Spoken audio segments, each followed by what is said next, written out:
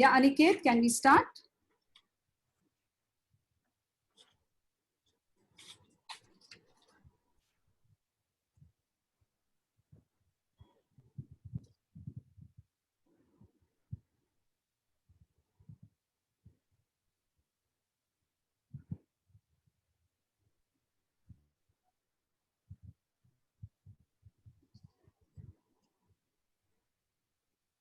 We asked 3 questions. The house was divided on the first one. By the end of the afternoon, you will get answers to that. It's heartening to know that only 30% people are getting tankers in the societies, which is not bad at all. And finally, I think the last question, most of them got it right, that rainwater harvesting, doing it does not cause flooding. Good afternoon, ladies and gentlemen. This opening is a novelty at Spectrum events, as it's not often that we have gentlemen in the audience. Spectrum is a women's study group, thus our audience is always women. It's my absolute privilege to introduce the eminent panelists we have for you this afternoon. Keeping the tradition of ladies first, I will start with introducing our lady panelists first. Mrs. Amla Ruia, also known as the water lady of our country. She is a social activist known for her work in water harvesting. Mrs. Ruia was inspired by severe drought in 1999, 2000, and 2003. She decided to improve the water harvesting of villages in Rajasthan, for which she started a charitable organization called the Akar Charitable Trust to partner with villages to build check dams. Her first check dam project was in Mandwar village of Rajasthan, which was a success. By the end of 2017, the Akar Charitable Trust had built more than 200 check dams in more than 115 villages. As of last count, they nearly built 600 check dams. Mrs. Ruia and her team have extended their efforts in other states, such as Madhya Pradesh, Maharashtra, Chhattisgarh, Odisha. They're also going to expand their help to Bihar, Haryana, Uttaranchal, and UP. She is also the recipient of several awards and recognition for her work. A very warm welcome to you, Mrs. Amla Ruia.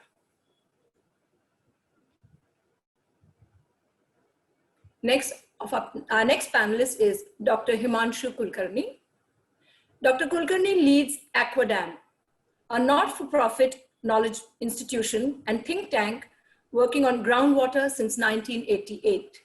Aquadam stands for Advanced Center for Water Resources Development and Management. Dr. Kulkarni is a hydrogeologist by qualification. He earned his PhD from the Pune University in 1987. He has been working on aquifers and groundwater across India's diverse groundwater typology for more than 35 years. He has been a CSIR research scholar, a UNESCO scholar, and a Fulbright fellow at different times of his career. Dr. Kulkarni works as adjunct faculty and course advisor at the Shiv Nadar University for the postgraduate course on water source and policy. He's also a visiting faculty and member of the Board of Studies at TISS Mumbai. Dr. Kulkarni is an advisor to the Government of India and has held many advisory positions on various committees of the government. He is currently also a member of the committee that is drafting India's new water policy. Welcome, Dr. Himanshu Kulkarni.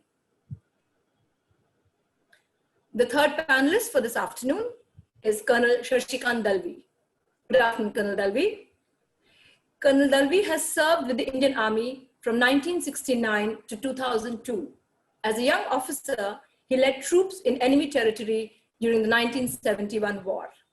He was also involved in cutting-edge technological achievements to enable defense machinery to operate at sub-zero temperatures in high altitudes.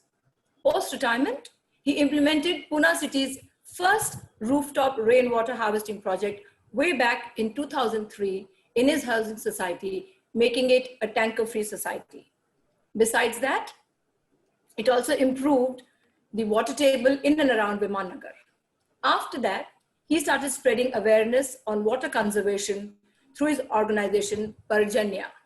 He has successfully helped more than 600 different organizations across the country to overcome water shortages. He currently volunteers with the Climate Reality Project and is the national convener for water harvesting. The project is run by the former US Vice President and Nobel laureate, Mr. Al Gore. Colonel Dalvi has been the recipient of multiple awards and recognitions. A warm welcome to all three panelists. I request Mohini to invite the speakers and take our discussion forward. Thank you, Swapna, and a very, very good afternoon to all the panelists and the audience. It is a fact that the human body is made up of 70% of water. Coincidentally, so is our Mother Earth. Isn't it ironic that we know how to fend for ourselves, but completely disregard the very fountain which gives us this elixir? The session today will give us the answers to what we are doing wrong and how we can make it right. We will get the answers to the why, what, and how we can make this change on an individual and a collective basis.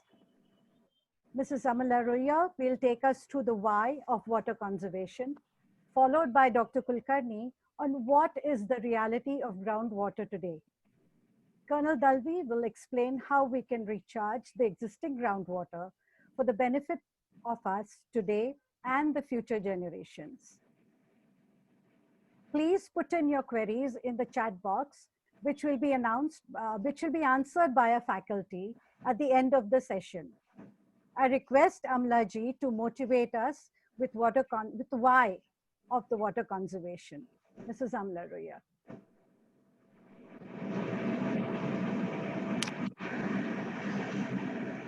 I'm really honored. Can you hear me? Can you hear me? Yes. Am I audible? Yes, yes. I'm really honored to have been invited by Spectrum to speak on water issues in front of this distinguished gathering. But first things first, I would like to congratulate all of you for having taken up the noble cause of water.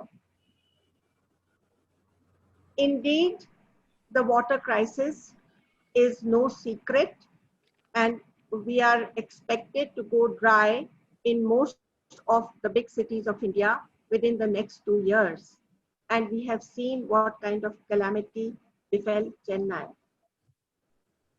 Many environmentalists believe that if there is going to be a third world war, it is likely to be on the issue of water. And we can see the rumblings of such a rebellion whenever the monsoon is delayed, even for 15 to 20 days in the city of Bombay. The Bombayites become so fretful and can talk of nothing else but the shortages of water. Already, Mumbai is stealing the water from the villages in the catchment areas of our lakes and diverting it to fulfill the needs of the city of Bombay.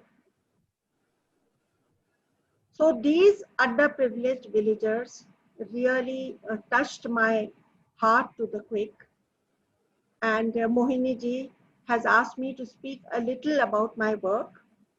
So I would like to say that my journey began from a very small incident of seeing the images of the people who were under the throes of a severe famine in the late 1990s. It was on the TV that I was looking at those images. My family had already started sending lorries of food and tankers of water to the affected villages. But to my mind, this was not the solution that could cure the syndrome of droughts and famines that repeatedly plagued Rajasthan and many other parts of the country. I, a lone housewife, was daunted by the immensity and complexity of the work I had undertaken to take care of the water shortages in the country. But knowing that a problem, if there is a problem, a solution is bound to be there, and taking a cue from our own cultural heritage, which says, यही है वो धरती जहां हमने मिलकर जल की व्यवस्था खुद ही संभाली, न सरकार पे छोड़ी न संस्था पे डाली, सलिल की सुनीतियां खुद ही बना ली। ये सदियों पुरानी है प्यासी कहानी, पर हमने न इससे कभी हार मानी। So as you have already said, our organization till date has made 426 check dams, transforming the lives of 7,20,000 people. We have reached, our work has impacted 523 villages. We have spent a total of 25 crores in the ratio of 70-30, 70 by our organization and 30 by the beneficiary society to complete this work. But the farmers or the beneficiary society is earning a net income of 1,300 crores year after year, a one-time expense, and the returns are continuous for several generations to come. The proportion and the ratio is unbelievable and cannot be equaled by any stock market also, because water gives back 56 times to the society. Coming back to Spectrum and the work that you all have decided to do, I'm sure you all will go places seeing the enthusiasm and the shine on your faces. If it had not been for COVID, even our organization had undertaken to do rainwater harvesting. Our objective was to complete it in 500 societies. Our method was, as you all also have today taken a checklist of those societies which are water deficient and are getting tankards. We had thought that we would invite those people who were really reeling by the water shortages and getting lot of tankards in their societies, that we would invite them to be the very first to execute it in their own plots. We had put together the people who would execute it for them, and Mr.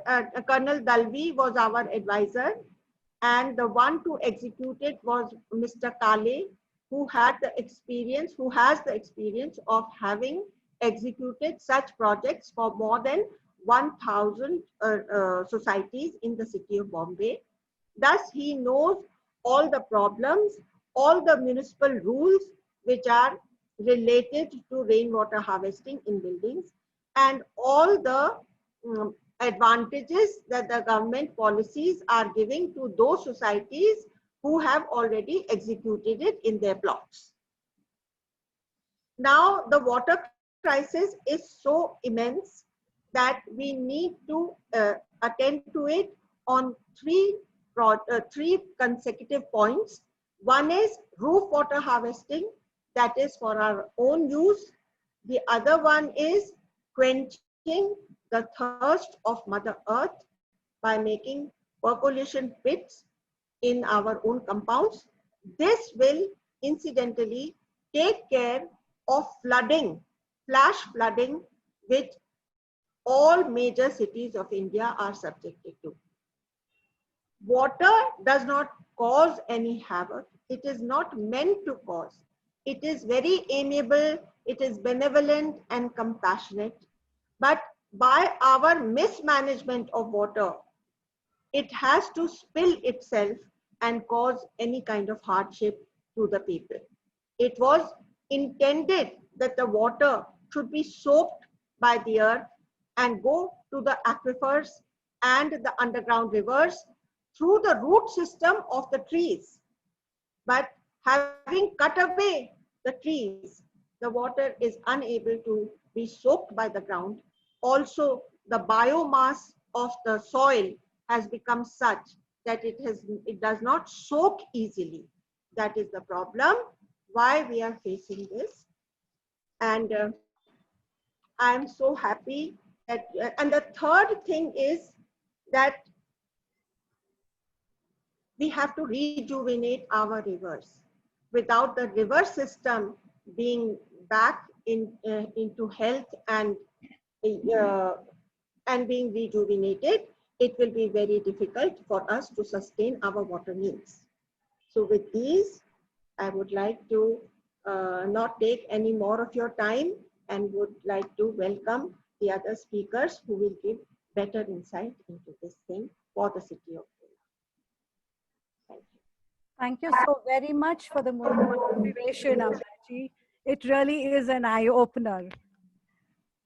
I request Dr. Kulkarni to take us through giving us a reality check of our groundwater conservation. Thank you, Dr. Kulkarni.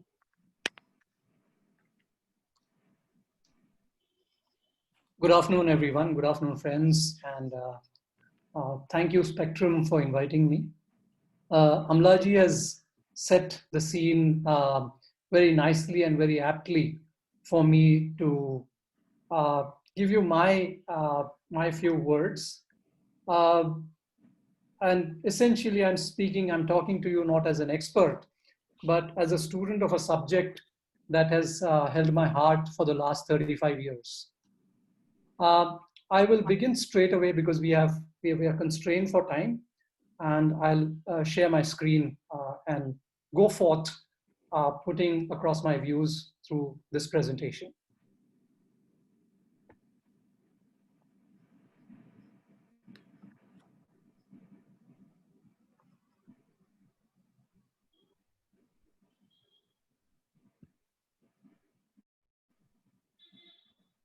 Any issues, Himanshu?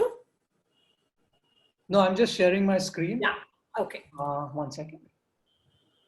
Is it visible? Yes. Can Yes, you see the screen? Yeah. Yes, okay. So I'm going to talk to you about the subject of groundwater. And I'll begin with this slide, which is a sort of a legacy of how our ancestors were using groundwater for many, many years. This is, of course, a slide of what is called a rehet, which is something I've found in the tribal interiors of Madhya Pradesh, in Rajasthan, sometimes also camel-driven, the moat in Maharashtra, and a similar Persian wheel even today in the Kolar district of Karnataka. So despite our extremely variable, diverse socio-economic backgrounds, cultural background, heritage, something which has been ubiquitous in the Indian civilization is how I'd like to begin. And this is like a short introduction to groundwater. It's a bunch of ideas and concepts that I'd like to bring to the table.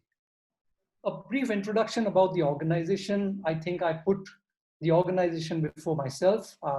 So I think you should take the introduction that was made about Himanshu Kulkarni with a pinch of salt. All the work that we do, all that I am today, is a consequence of a lot of experience I've gained, a lot of mentorship I've actually got from many of my colleagues, peers, and teachers. So Aquadam is a think tank which works on the ground with communities, with different organizations. And we work on the basic concept of aquifer-based groundwater management. And our goal is to try and bring aquifers closer to communities as much as possible.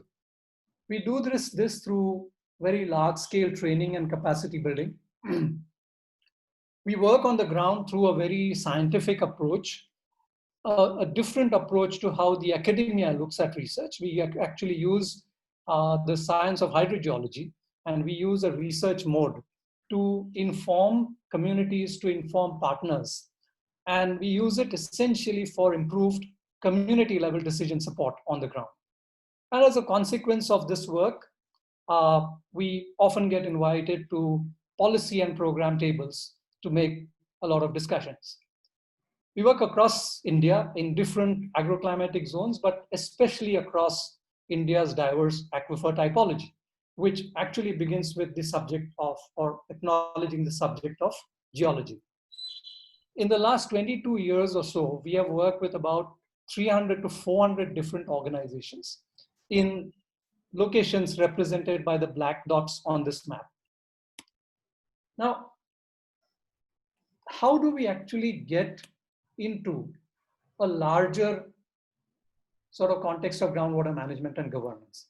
And therefore, I'm going to play a set of videos for you, as a part of this presentation. Let's begin with, how does the crisis look on the ground?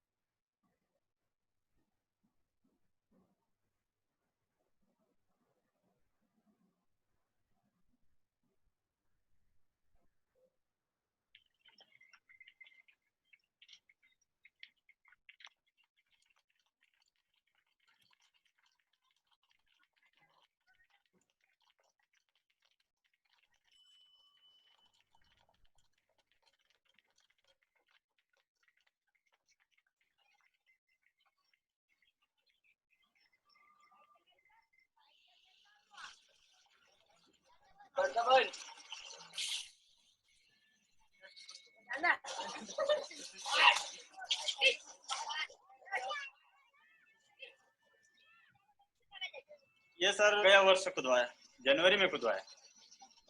3 feet पानी चढ़ जाता, अभी दिन भर में शाम को साफ हो जाएगा।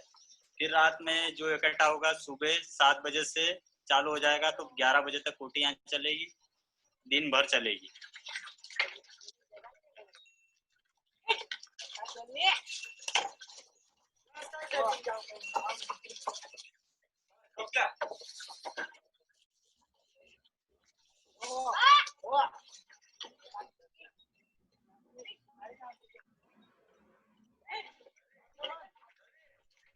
ये सर 30 दिन से ज्यादा समस्या खराब है।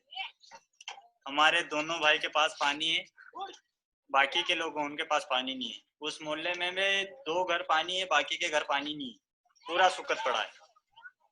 बोर हो गया उस मोहल्ले में, 5-6 बोर से ऊपर हो गया, और इस मोहल्ले में 8-9 बोर इस मोहल्ले में भी, यहाँ से रोड से उधर तक कोई में पानी नहीं है। और सरकारी लगा हुआ होल, उसमें भी पानी नहीं है, पूरा कट मोटर छोड़ दी कोरे में।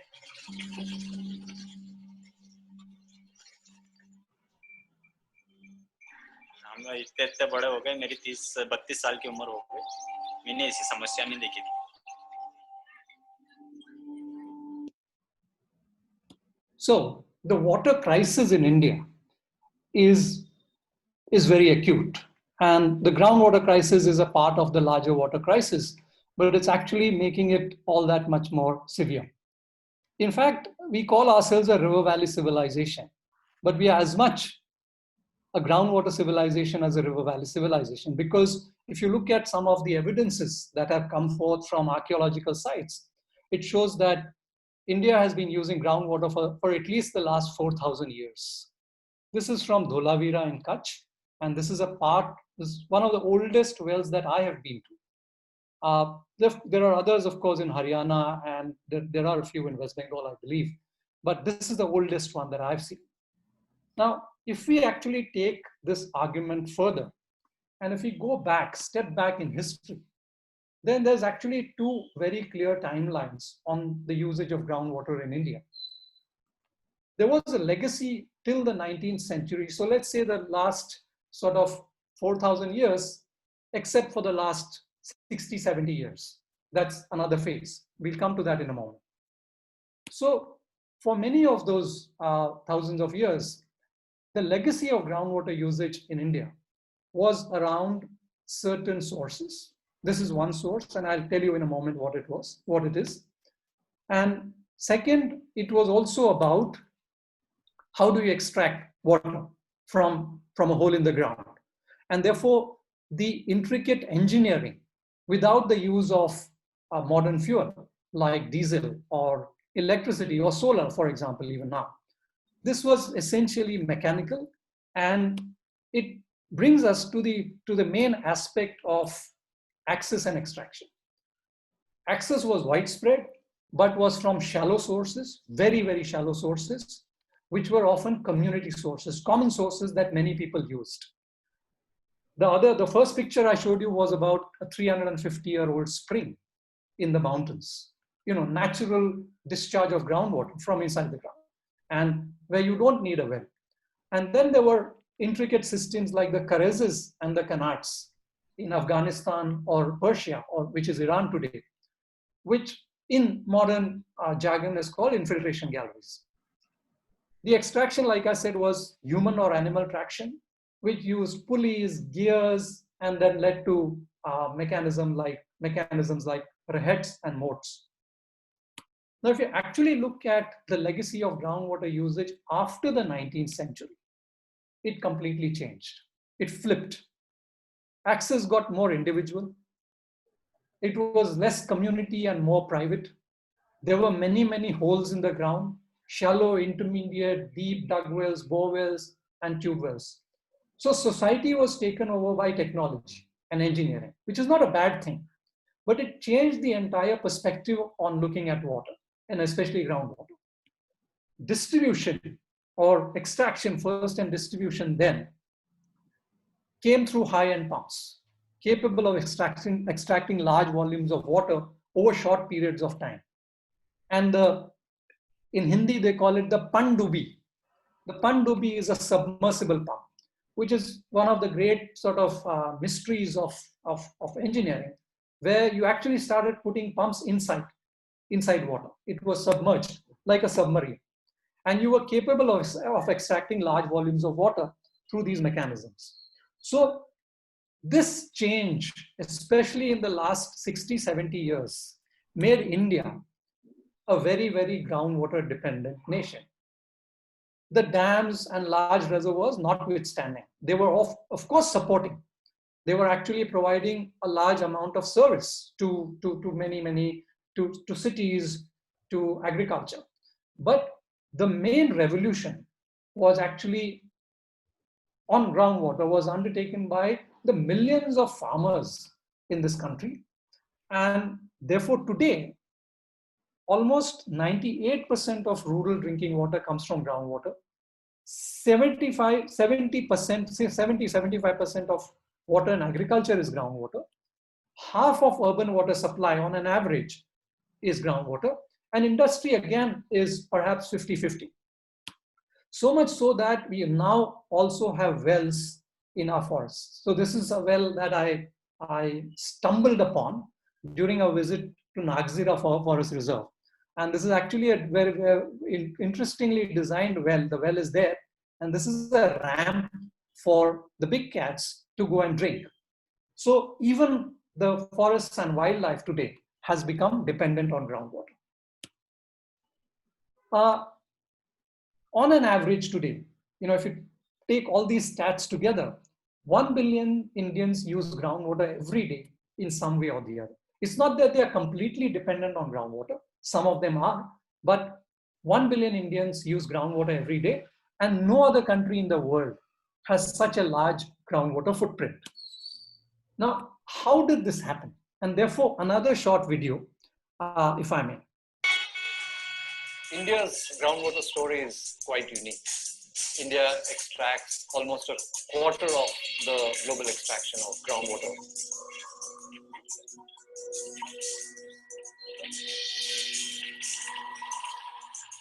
And what makes this story unique is the fact that India was not such a groundwater dependent country even at the time of independence. When India became independent, our vision of water management was about dams and constructing dams and canals in order to take water to people.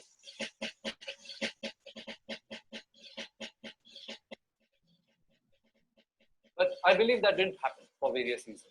And therefore, the last mile connectivity, the last mile delivery of water wasn't achieved for many years.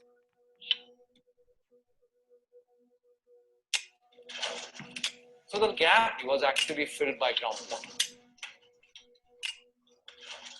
Subsequently, in the 1950s and 60s, as the push for green revolution in terms of achieving food security increased, technology kicked in. And in the hard rock areas of India, for example, the borewell technology came in. Droughts were also a factor or a stimulus for technology.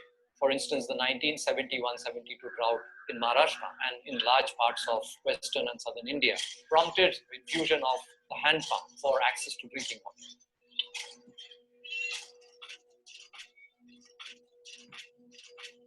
And in order to actually put in a hand pump, we brought in the technology of borewell in hard rock regions of India. Technology proliferates very rapidly. And the technology that came in for drinking water sourcing in the drought-prone regions of India quickly was taken up as technology that could access water for all regions.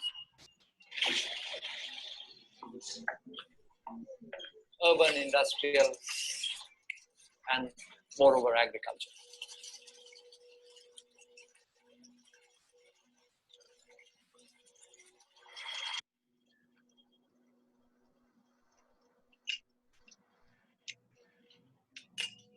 As we deepened our existing wells and we drilled deeper through our boreholes,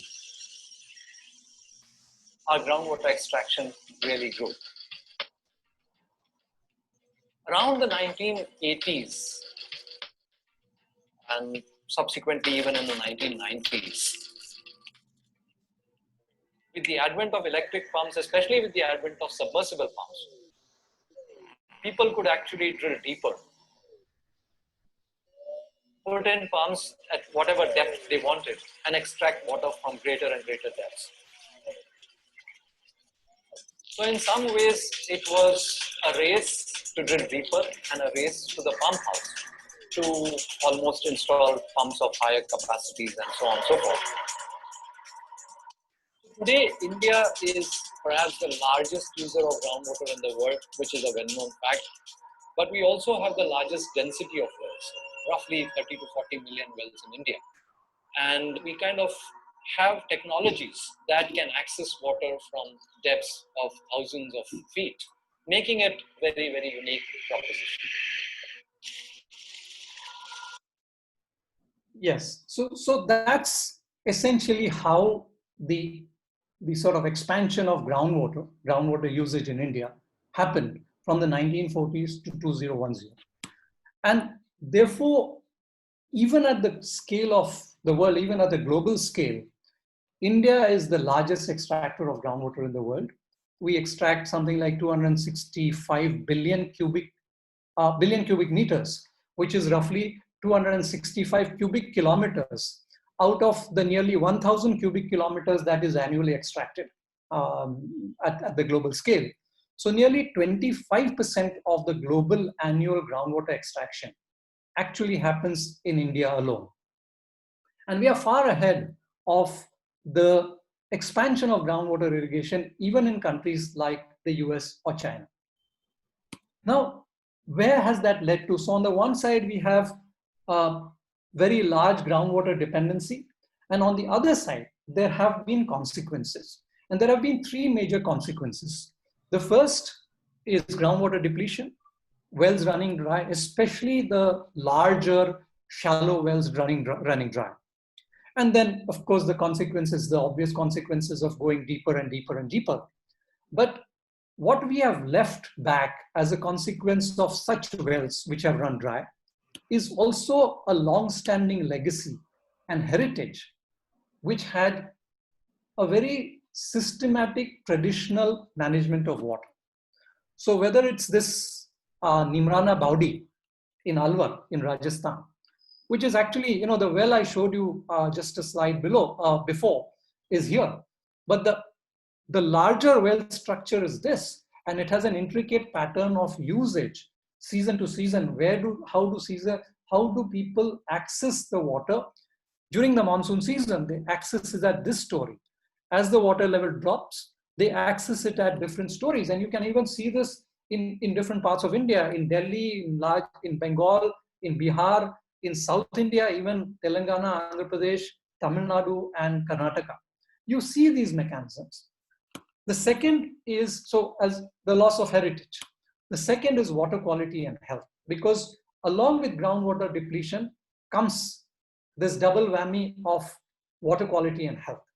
And there are serious issues around fluoride in groundwater, arsenic in groundwater, high salinity or salinity increases in groundwater, which lead to certain health consequences like fluorosis, arsenicosis, kidney stone disease, biological contamination, and all of these health-related issues. And last but not least, aquifer depletion or depletion of groundwater leads to a drying up of rivers because there's not enough water in the aquifer to provide the lean season flow or the lean season groundwater discharge, as we call it, to rivers. That therefore brings us to the next foundation of my presentation, and I'll probably take another 5 to 10 minutes on that. Is that okay, Mohini? Yeah, it should be good. Yeah, okay. So, we have this background now. Now let's specifically look at the urban context, mainly through the lens of Pune's groundwater. Because a lot of us come from it, come at this problem through a very urban-centric approach. And given the audience we have today, I'd like to dwell a little more on Pune. Now, if you actually look at the history of Pune city since independence, and if you look at the population growth and also the gap between supply and usage, how much is the supply, the formal civic supply giving us, and how much do we use? There's always that tension between supply and usage. And usually usage supersedes supplies. And in the more recent years, maybe in the last 3 or 4 or 5 decades, we find that even the most assured water supply areas in Pune tend to fall short in the summer months. And that's when the groundwater component kicks in. So the gap between usage and supply, where does the water come from? And inevitably the answer is groundwater. And I would say Pune city is far more blessed than many, many other cities and towns in India in terms of the assured or the guarantee of water supply in large parts of the town and city. And I was not surprised with the answer that we got on the survey regarding tankers. If you look at some of the small towns and even some of the larger cities across India, the answer would actually be completely reversed, that a larger population would probably have depended on tankers. Now, if you actually look at how this has happened, and I'm going to play this cartoon very quickly, that over the years, as any city or town expands, from say like a core city or core town, you find many, many changes. You find new things coming in. You find the town growing. You find suburbs developing, a small city or city suburbs. And then you find a lot of changes taking place, that water bodies inside the town tend to dry up or get neglected. Water bodies will dry up, they're contaminated, and therefore there's a clamor for getting larger and larger quantities of water from exogenous sources, such as reservoirs outside the city limits. And that's what's happened in Pune city. But as the town grew, there was a lot of deforestation. A lot of the shallow sources began to run dry. There was more individual sourcing of water, and therefore 2 or 3 things happened. As the city expanded, the natural recharge areas were built upon. There was more deep drilling for deeper sources. Natural recharge areas gone, because we didn't know at that point that we were building on a natural recharge area. So it's not a blame game.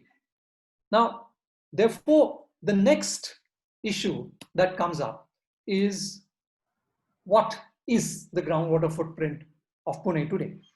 So the surface water that comes into Pune is about 13 to 15, 16 TMC on an annual basis. And we have estimated that Pune's annual groundwater footprint is as high as 4 to 5 TMC, which is roughly about 20 to 25% of the total water supplies, which as a percentage may seem very small, but as a sort of as a figure, as a volumetric figure in terms of cubic meters or TMC, it's a very large footprint. Now, one of the big things that has happened as a consequence of this entire change is, if you look at these about 30 odd different watersheds that bring water into Pune's municipal limits. And if you look at the growth of Pune city over the last 100 years, and I'm just going to put a few circles there, this is how Pune city has grown.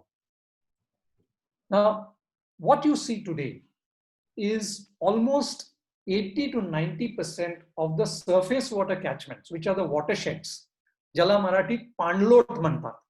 These have been built upon and these have been constructed upon. Now, as a consequence of that, what we have also forgotten is we did a few years back a systematic aquifer mapping for Pune. And these, blue or gray shades are nothing but the recharge areas for each of these aquifers. And I'm not going into the detailed geology, but if someone is interested, they can actually write to us and we can send you that report as well. Now, even those aquifer areas, if you actually look at the growth of Pune and what I showed you in the cartoon, almost 80 to 90% of the natural aquifer recharge areas have been built upon. They were nowhere in the planning, they were nowhere in the picture, they were nowhere in any environmental impact assessment reports. Okay, let's forget that. So that actually brings us to the fundamental question on the need for rainwater harvesting. And I think that's where I would like to sort of take a diversion and talk about the need for rainwater harvesting linked to water sources. Now, this is again Dholavira, and Dholavira usually the greater fascination is for the well. Mind you, I'm not posing as Indiana Jones here, but it was very hot when I visited. And coming to more serious matters, the Dholavira well actually has an intricate system of rainwater harvesting and recharge built as a part of the water supply system. And that means that sources without recharge or groundwater sources without recharge is something which is probably more modern. It was all along the history of groundwater. It was there for all to perceive and see. Now, there have been many such instances, and in different places they are called these rainwater harvesting structures linked to water sources. I mean, CSC has actually published an entire narrative on what they are. The Takas or Khadins or the Johards, the FUD system here, they're all in some ways intricately linked to this concept. Now, the point I'm trying to make in terms of urban growth, and on the right-hand side, I've purposely put a picture of Leh in Ladakh, where we work and we continue to work with some of our partners there. It's again a classical case of urban growth dependent on groundwater. Now, as we build, things change. In fact, the water cycle, the groundwater cycle undergoes a huge change in urban India because we build on top. And building on top means a couple of things. First is there is actually a reduction in the surfaces that induce infiltration of water. Like I showed you that the recharge areas of Pune city have been built upon. The second, sometimes or more often than not, we have mains and sewers which leak. Now, while we are pulling out more and more water, the obvious impact should be water levels are declining. But in many parts of Pune city, we don't see the water level declining. That's because it becomes a zero-sum game.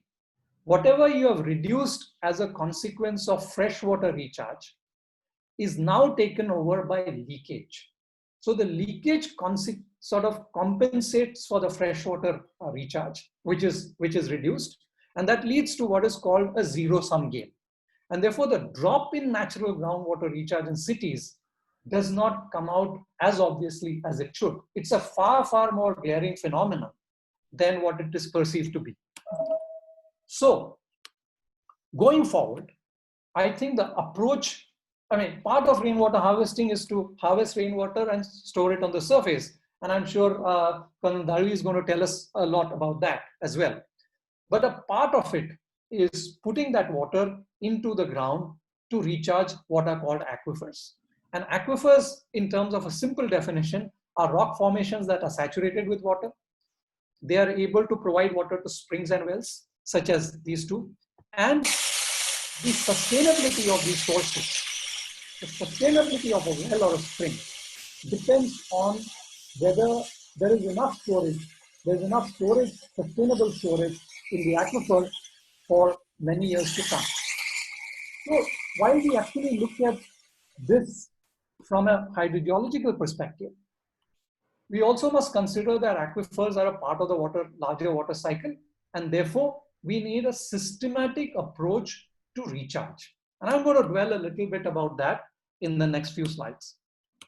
So, when we studied Pune's aquifers, and very quickly I'm going to show you these slides, we did it as a systematic sort of consequence of a long-term study that we ourselves were doing, but we actually involved a lot of local level partners. This is in partnership with Bhujal Abhiyan, with Center for Environment Education, and many, many volunteers, some of whom are here, citizens, students, academia, NGOs, all of that.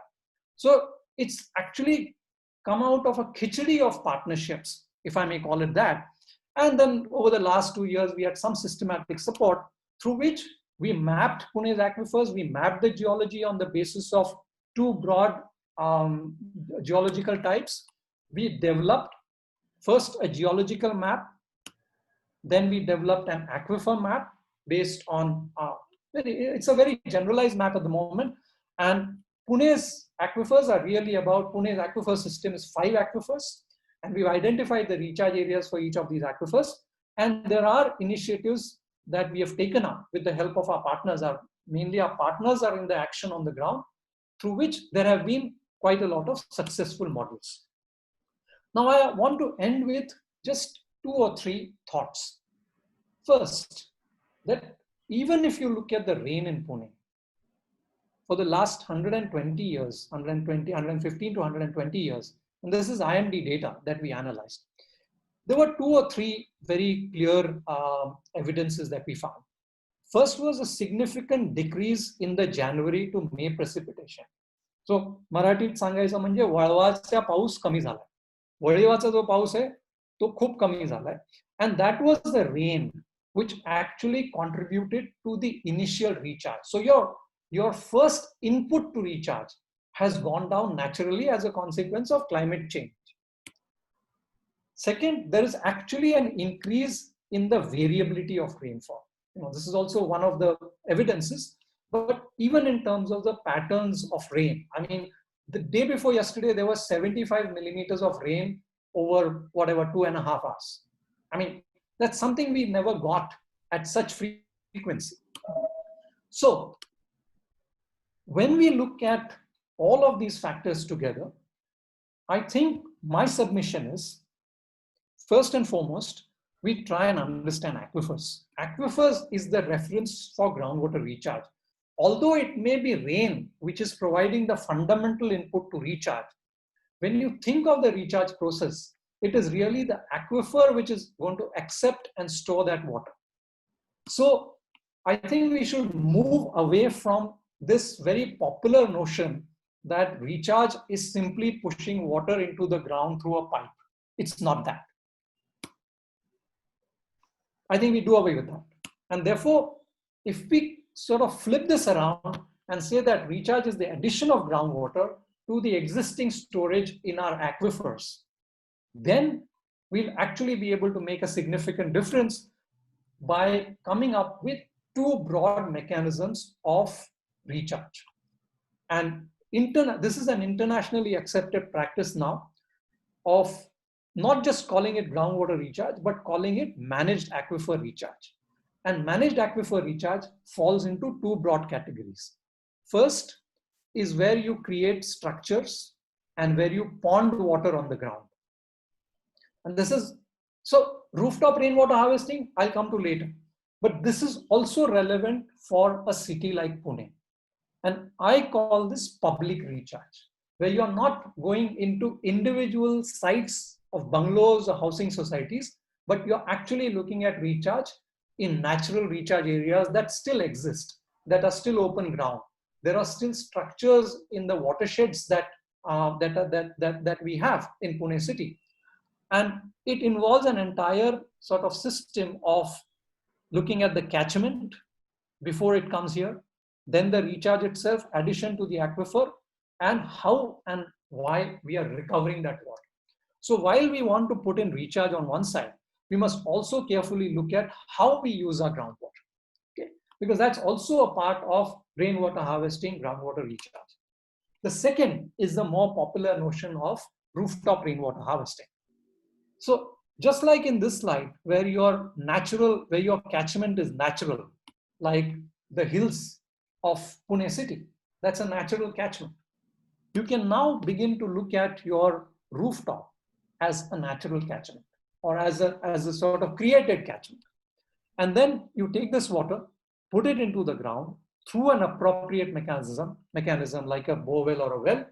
And similarly, how you use it is another matter. So it's an entire system that we are going to hear from Colonel Dalvi. But let me also bring in a word of caution, because when you look at a system like this, it's really this system, the aquifer, which is going to determine how quickly or how much water is going to go in. What's the quantum of recharge? And therefore, I've actually created a small sort of animation.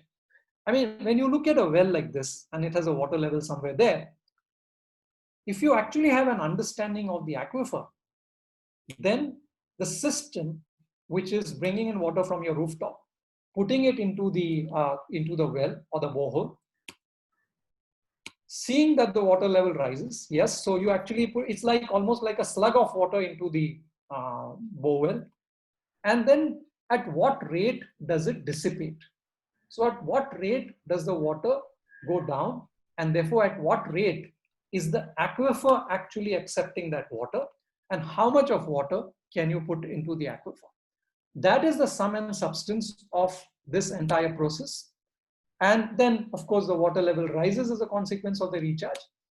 And therefore, you're left with three scenarios. And therefore, you must explore, wherever you actually undertake this, you must explore this link by understanding two or three things. First is, at what rate is the aquifer accepting? In some cases, in some wells, the aquifer accepts recharge at a very rapid rate. Second, the aquifer accepts the recharge at a relatively slow rate. But it's very likely that in the second instance here, the aquifer may end up over the season accepting more water, because the aquifer simply has a larger capacity to store groundwater. In the first case, maybe in the initial couple of months, it will accept at a high rate, but it may not accept that over a longer period of time. And you may also have a scenario where the aquifer accepts very little water and at very, very low rates. And I think you should be able to take a call on where do you undertake recharge through rainwater harvesting. I'll end with this slide because I thought I'd sort of bring that in terms of, I didn't want to leave it open-ended only with recharge. Now, in order to understand the city's groundwater system and how do we go about doing this through individual to community level efforts. And this is a submission we have also made to the PMC, that this involves three phases. It involves the mapping, understanding systems, understanding groundwater. It involves strategic recharge activities, both in terms of public recharge and individual recharge. And then how do we also influence citizens to manage their groundwater, to use their groundwater more efficiently, equitably, and sustainably. This, of course, has a larger implication, and it's beyond the scope of my little talk here to cover that. But I believe we must also get our systems, our public representatives, to also develop a robust framework of groundwater governance, which is about certain regulations, which is about proper sanitation and waste disposal, which is about protection of natural recharge zones, and how do you organize institutions around these urban governance structures whereby citizens like us can more proactively contribute. So if you are actually ready to sort of contribute to this, we would like to propose, and I'm taking the opportunity here to bring it to citizens like you and to institutions like Spectrum, that can we build local knowledge and local resources around this, not just around rainwater harvesting. I'm actually trying to maybe even hard sell the concept of participatory groundwater management. So where can community participation come in? Neighborhood mapping, public recharge, participation under public recharge, participation under cooperative planning. How can many, many different societies come together and design a rainwater harvesting come a groundwater recharge plan, and governance under what is called the public trust doctrine. So with that slightly incomplete, uncertain end, let me end by saying thank you very much. Thank you, Dr. Kulkarni. Yes, I am sure we can take you up on that, and we can plan participatory management the local way, because we are all here in Pune, and I'm sure we can plan out something in the future. I mean, explaining with such in-depth our groundwater crisis, it definitely needs to change. So thank you so much for this insight, Dr. Kulkarni. Is the time past, or can we still make a difference? Colonel Dalvi, I request you to please explain how we can make that change living in an urban society. Good evening. Can you hear me? Yes, sir, we can. And thank you, Spectrum, for giving me opportunity. Thank you, sir, for coming on. To share my little experience. Let me make myself very clear that speaking in front of Dr. Himanshu Kulkarni for groundwater recharge will be asking too much. I'm simply a student, which I practiced, and then I spread the word. So let us come to that. You know, after seeing the example and the gains I did it in our society way back in 2003 and became a tanker water free, I decided to spread the word. And whatever I got the information from various people, because the given time, I will just share those facts with each one of you. Number one is, generally what I want to tell them is, like earlier speaker has mentioned, what you require for rainwater harvesting is some place to have a catchment. And every house, whether it's a hut or to a multi-story building or a bungalow, so what happens there is, so you have a catchment, rooftop area as a catchment area. Then to go down, that you don't want to store the water on the top, so there are downtake pipes provided, and that downtake pipes in most of the cases are either diverted towards the stormwater drains of stormwater systems or sewage system, or just left on the floor itself. That's how the flooding starts. They go on the road. So what we want to do here, or we are doing here, that I am practicing it like this. So whenever the downtake pipes come down, any type of infrastructure available to us, we put some sort of a filtering arrangement, whether online or in the form of recharge pits, in and around the borewell or into the borewell, and then recharge the groundwater aquifers. There are some places, some cases where on that particular plot, there is no underground aquifer available there. They have checked it and found no aquifer. So in that case, we do rainwater storage, definitely. Now there are advantages with the rainwater storage, and rather disadvantages are more than the recharging the groundwater aquifer. Now people sometimes ask you, but what are the costing takes place to do all these things? Because that's the first question people ask me. And in this, in Pune nowadays, of course, the independent bungalows, etc., are going away. The older Pune city is taken over by the multi-story complexes. There are still societies with the independent bungalows. The cost, if at all there any borewell or open well on that particular plot, then the costing individually, which I had seen it practically, is about 20 to 30,000 rupees. That's all. What we have seen it, and what we have till last year. After the corona, then we have stopped doing anything. And as far as these societies are concerned, then of course there it depends, totally depends, because there are cases where the borewell is almost 500 meters away from the cluster of the buildings, and you have to take a pipe there, etc. So that costs you quite a bit. But in any case, the costing varies from 30 rupees to 60 rupees a square feet of your rooftop area. We generally tell in square feet basis because houses we buy are sold in terms of the square feet. It is 10,000 rupees a square feet, or for 15,000 rupees a square feet, like that. So just to make it understanding very easy to tell people, that's why I told you. Now, when we come to, people ask me, pani kitna milega? How much water we will get? So potential of water as far as Pune, I'm not going in the broader terms, what is in Bombay and what everywhere. But as far as Pune is concerned, on 1,000 square feet of a catchment area like a rooftop, your maximum you'll get is about 75,000 liters of water annually. Because Pune receives around 750 millimeters of annual rainfall. Last year, of course, it was quite high. It almost touched, I think, 1200 to 1300 millimeters. So there are ups and downs, but otherwise, this is what you get. So we know how much we are going to get. And now the next question comes is, any policies? Yes.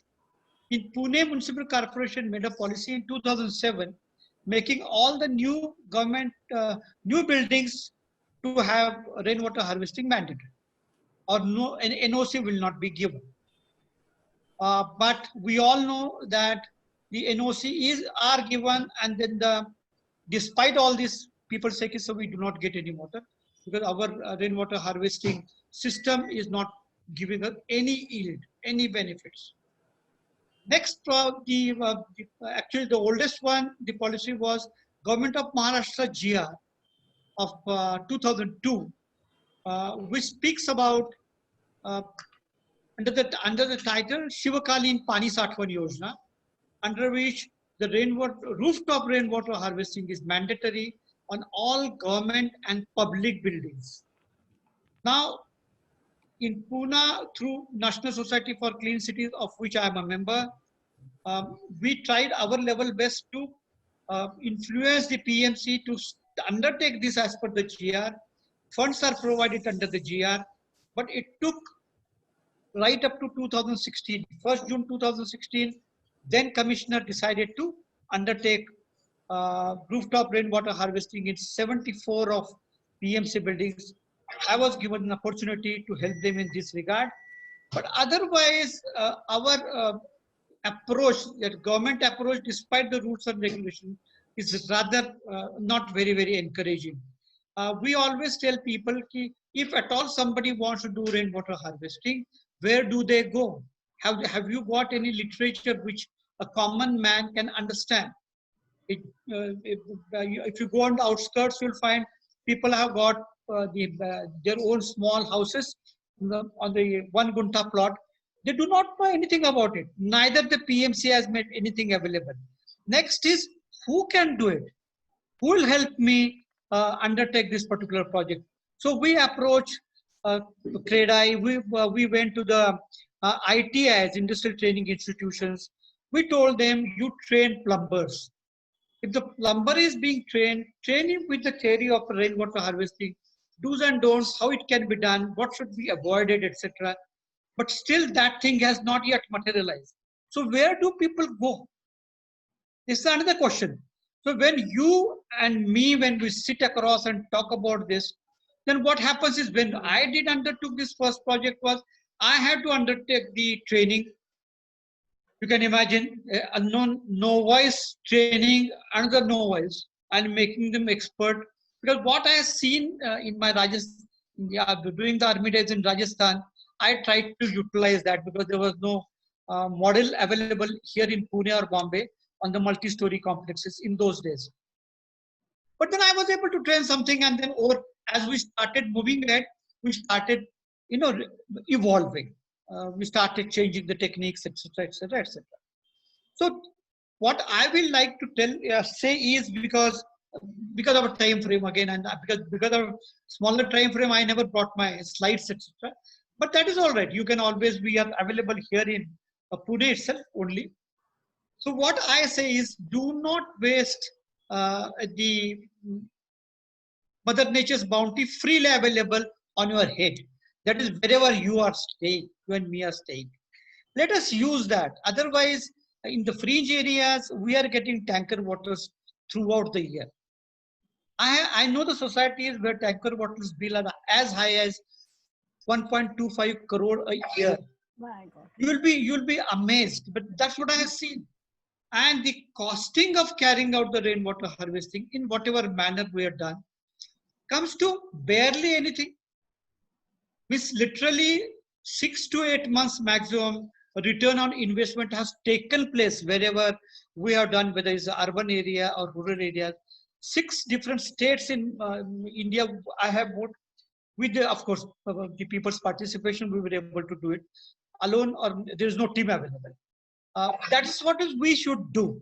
In Pune also, though the large number of people have done it, because if you go and check up from the PMC, how many societies are drawing 5% property tax rebate for their members, and you get about 3,000 plus societies out of 15,000 societies which are registered with PMC. Not very good, but still 20% are utilizing and are recharging the underground aquifers. It's a fairly good amount. And Spectrum, if they want to do it, they have got their own members. And definitely getting more learned advice from the Dr. Himanshu Kulkarni and his techniques, I'm sure we can definitely make a big difference. I will not go much into details for the reason. Because time period is short. Let us go and develop ourselves. If somebody wants to ask questions to all 3 of us, somebody ask me, I'll be able to answer your question. Thank you once again, especially Swapna, because she was the one who contacted me first because of the army background again here. Thank you very much, all of you, and giving me opportunity once again. And yes, I heard both of them, Amlaji as well as Dr. Himanshu Kulkarni.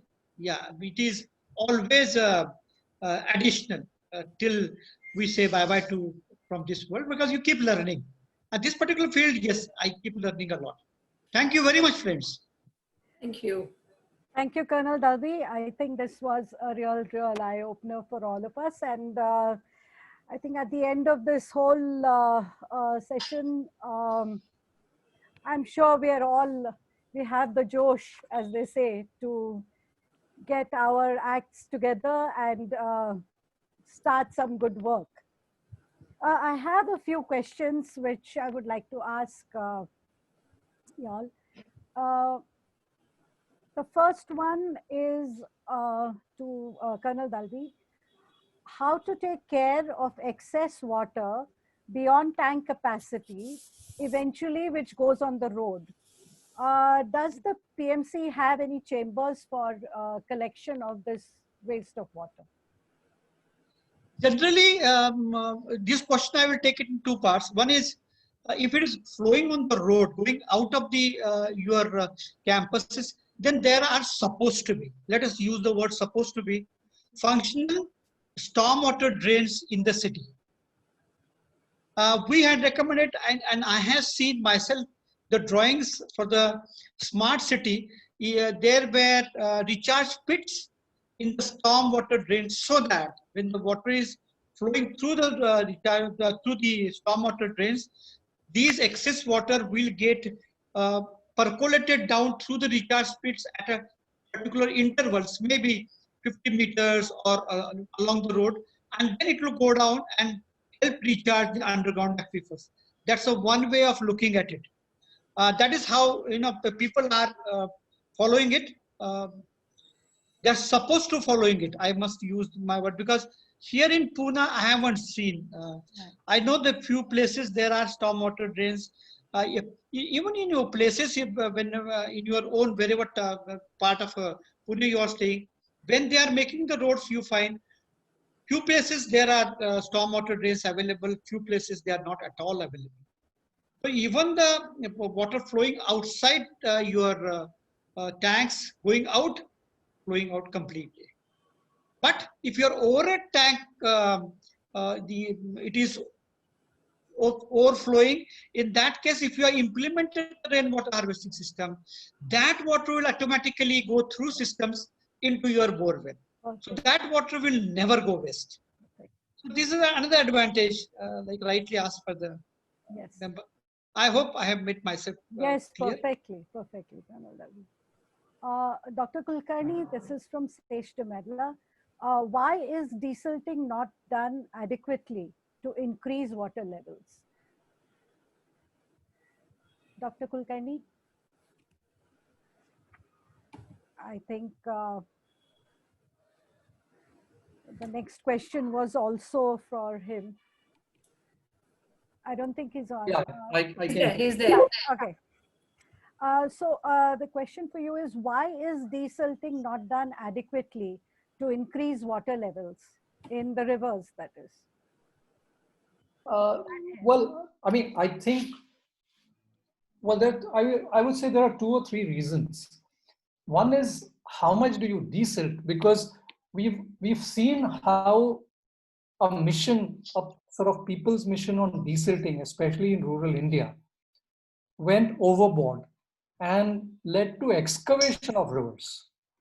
And I'm not a great fan of excavation of rivers, for the simple reason that there's a very fine line that divides desilting and excavation. And especially when you excavate and you want to do more, you get into a system where you find rivers. I mean, there are areas in Maharashtra, for example, where you find that river meanders, which have taken 60 million years to develop, have been straightened like a canal. There are natural channels of rivers which were, say, 5 meters, 6 meters in depth, are now 10 meters and 15 meters. So I think desilting may seem a very trivial, simple process, but it isn't, because it also involves a certain degree of science. What do you call silt? What do you call soil? And what do you call what is called a regolith? That's one thing. But I think desilting is useful, especially in structures that have silted up, especially in recharge structures that have silted up. And like you do in a rainwater harvesting tank, the filter as well, that you need to remove the filter, clean it every few days, maybe put in activated charcoal every 2-3 years. It requires a full O&M sort of process. So I think, I don't know if I've answered the question, but I think all of these things have to be looked at very carefully through a scientific lens, and whatever is appropriate should be taken up in a mission mode. But you also draw the boundaries around till what extent do you do it, and where do you do it to get maximum advantage. Okay, thank you for that, sir. The next question is from Nalini Mehra. Is the geological formation of India conducive to equalizing and balancing water surplus and deficient area? Or we have to work more locally for solutions? I would say the question actually answers itself, that India's hydrogeological diversity, agroclimatic diversity, socio-ecological diversity is so great that unless and until you pursue local level solutions which are supported by local level knowledge, I don't think we'll be getting anywhere. And by local level support, solutions supported by local level knowledge, I will say only this, that even if you look at the groundwater information that is available from state or central agencies, it's at a very regional scale, say taluka level, district level, sometimes even somewhat more resolved at the watershed level. But we don't have local aquifer level information with us. And I think it's important to generate that aquifer level information, howsoever crude it may seem, so that your local level solutions or responses are appropriated to the knowledge and science behind the local level information. Okay. Thank you so much, Dr. Kulkarni. Colonel Dalvi, what is the alternative yet practical solution for concrete pavements and tiled area of large housing societies, which can increase water percolation? What happens is, in between some time back, about almost over 10 years back, PMC wanted to introduce that inside the societies, instead of having entire thing concretized, but nobody wants to have mud these days. Chiklat kon khelna ह्यातला प्रकार आहे तो. But that's all right. But that has prevented the percolation, surface, whatever falls down. But in between, what happened was at least your footpaths, etc., to have paving blocks. You have seen many places in society we are putting the paving blocks. But the contractor who is undertaking the job, he is not well trained. I have seen and I have found out even in Viman Nagar, where the cap is putting up the paving blocks, he's putting on underneath is a concretized structure. He's putting the cement slurry and then putting the block. I had to tell him, बोला कि नहीं साहब, हमको तो ऐसे बोला है करने के लिए तो हम तो ऐसे ही करेंगे. Now, then there's the whole idea of helping to percolate more and more water underground. It gets defeated. But that is how the board office also plays a major role. Because there was some time, almost 15-20 years back, initially, they used to put up a board. PMC has said, suppose somebody is doing a roadside work or work on your joggers park, etc. Then the board display, who is a contractor, how much for the costing of this particular project, etc. And a telephone number is given of a person whom you should contact in PMC if nothing properly going. But nowadays we don't say anything, but that was very helpful. You can at least give a ring, whether something will move or not, but at least you feel satisfied that there is something, some transparency is there. But at the moment, unless if society takes an initiative and carry out the reduce more number of space from the roads, because roads are required, there's no doubt about it. So many vehicles are moving in and out, but more and more space can be made available.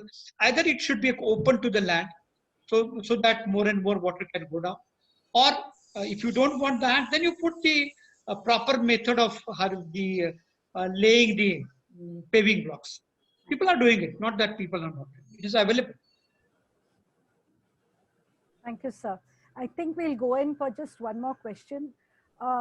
What is the ideal depth for a borewell to recharge clean water today in urban, or you can take Pune, for example? Dr. Kulkarni.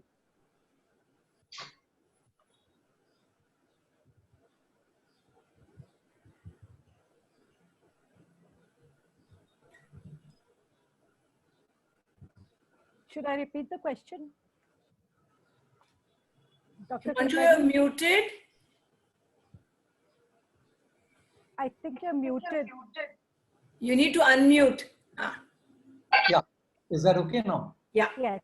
Yeah, because I think the host takes over, then I can't unmute myself. Okay. Yeah. So, well, I think there's absolutely no limit to the depth. What is most important, the deeper you go, the possibilities of storing a lot of water become limited.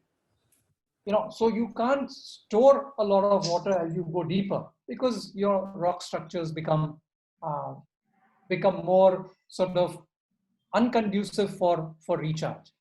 But there would be pockets which are productive and you could actually put in more recharge. In fact, one could even use a simple thumb rule. Like if your borewell, if your borewell or well for that matter, was giving you a high yield some years back and the yield has dropped, it effectively means that the storage in the aquifer has dropped. And because it was giving you a high yield, it could actually take in a lot of water. In fact, I'm not a great fan of this fancy idea that is being floated around now, that you use abandoned borewells to put your recharge in. Abandoned borewells have a limitation because they've been abandoned primarily because their yields were low.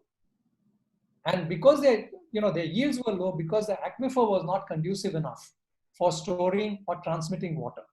And that should, more than the depth, I think it is really that simple thumb rule which could give you an idea of what to recharge and how. So I don't know if I've made some indicative inroads into the question, but that's what I'll say at the moment. Yes, okay. There's just one more last question from Harsha. We were talking about desilting of rivers. What about desilting of dams? Is that, or does it fall in the same category as the rivers? Well, yes and no, because see, I think silting of rivers in a natural environment, if you look at, I'm a geologist and we have one of India's leading geologists who's also our founder, one of our founder trustees and a friend, Vivek Kale, sitting with us. Yes. And so what we have learned from people like Vivek, even as geologists, is that, nature wants to silt. There is this process of weathering, erosion, and deposition. And it goes on again and again and again over the years. Now, in a reservoir, it's a different matter altogether. First of all, in a reservoir, even in a small storage, not just the large dams, even in a small storage, like a small structure, like a small check dam, if you treat your catchment well, if you protect your catchment, if you forest your catchment well, if you don't allow too much interference in your catchment, then you'll get very little silt. Silt will not naturally flow in. It will be held up in the catchment. But after every few years, you might need to desilt, primarily for two reasons, because silting up reduces the storage in the dam. And especially if the dam or the check dam or the structure is sitting on a natural recharge area, very fine silt precludes the function of that dam from recharge, so providing a recharge function. So I think it's really a context that you need to think from a local point of view in terms of what is the check dam serving and how can the catchment of every single check dam, large or small, be protected and conserved. Thank you so much. I think that just about ends. There are many more questions, but I think we